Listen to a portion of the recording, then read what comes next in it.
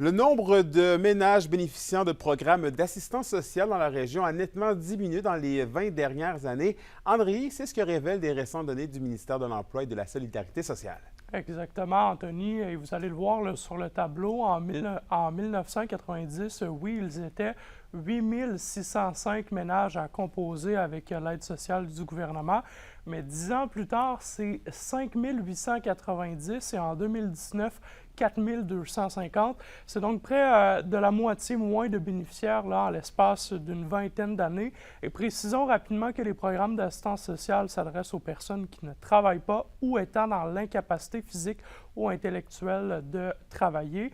La prestation là, qui tourne en moyenne entre 800 et 1000 dollars par mois, mais depuis 3 ans, on remarque une légère augmentation passant de 3 640 ménages en 2021 à 3 753 en 2024, soit une augmentation de 3 Mais comment on explique ces variations? Voici la réponse du professeur à la retraite au département de psychosociologie et de travail social à l'Université du Québec à Rimouski, Jean-Yves situation économique, le marché de l'emploi a fait en sorte que, dans le fond, on avait besoin de main-d'œuvre et les gens étaient disponibles et prêts à le faire. Alors, c'est sûr que, donc, on parle de plus en plus qu'il y a peut-être, on assiste à un ralentissement, peut-être que la période peut-être où il y avait une pénurie de main-d'œuvre semble terminer. Alors, peut-être que ça peut commencer à avoir des incidences, effectivement, sur, par rapport au nombre de prestataires à l'aide sociale.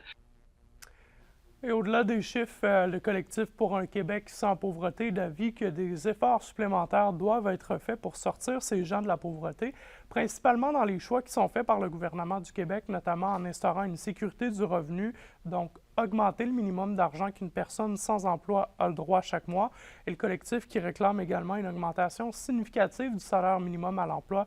Un porte-parole me soulevait aussi l'importance des services publics dans la lutte à la pauvreté. On l'écoute. De bons services publics, ça devient un rempart contre la pauvreté.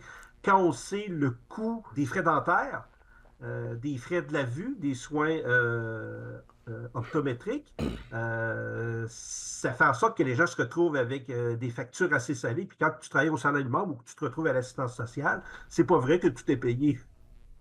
Et quant au gouvernement Legault, rappelons qu'il a déposé récemment un nouveau plan de lutte à la pauvreté en juin dernier où il a confirmé introduire un supplément au revenu de travail pour les prestataires de l'aide sociale et de la solidarité sociale, ce qui n'avait pas été revu depuis 1999.